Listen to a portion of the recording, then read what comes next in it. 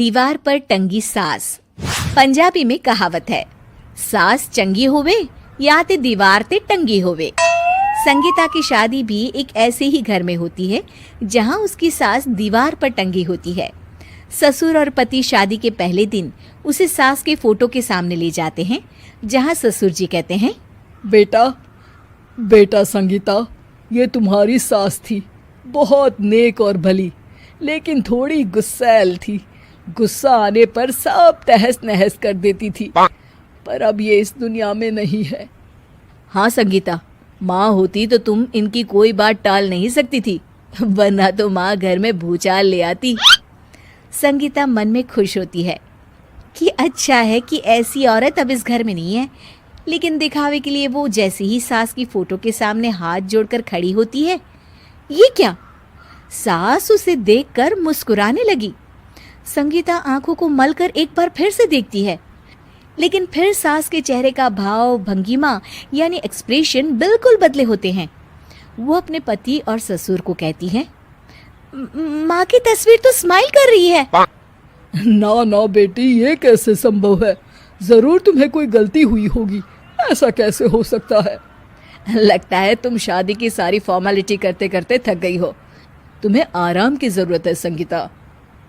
खैर, सारे संगीता की बात को इग्नोर कर कमरे में चले जाते हैं।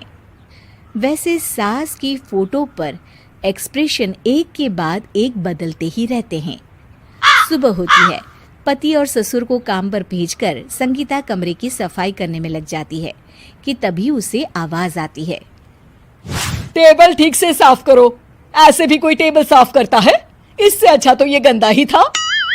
किसी औरत की आवाज सुन संगीता दंग रह जाती है और सोचने लगती है कि आवाज कहाँ से आई। आवाज को नजरअंदाज कर वो फिर से अपना काम करना शुरू करती है, लेकिन इस बार तो आवाज बिल्कुल उसके कान के पास से आती है। मेरा घर है ये, जब तक मैं थी चमका कर रखती थी, हर एक चीज शीशे की तरह थी। तुम्हें तो ना सफाई आती है ना कुछ पता है। क्यों तुम्हें मेरे घर की जिम्मेदारी दे दी गई है? पता नहीं तुमने मेरे बेटे को क्या दिखाई दिया। मैं होती तो एक से बढ़कर एक लड़कियों की लाइन लगा देती।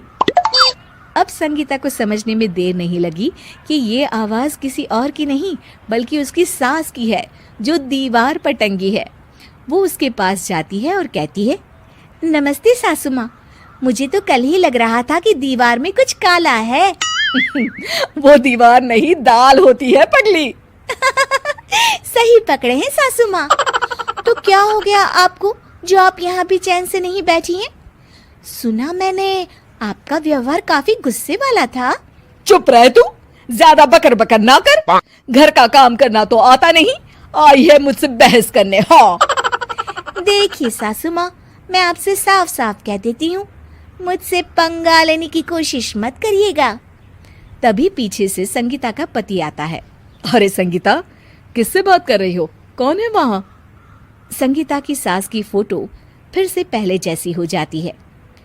आपकी माँ से कह रही थी कि मुझे काम करना आता।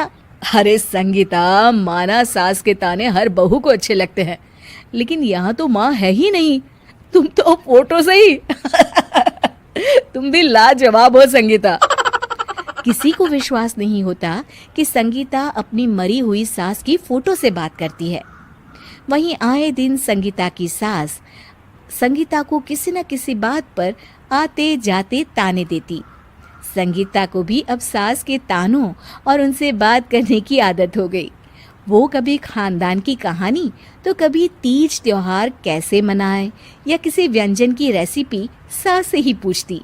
सारा दिन घर में अकेली संगीता की सास अब उसके लिए तानों के साथ पक्की साथी की तरह भी रहने लगी थी, जो किसी और को नहीं बल्कि संगीता को ही सुनाई देती।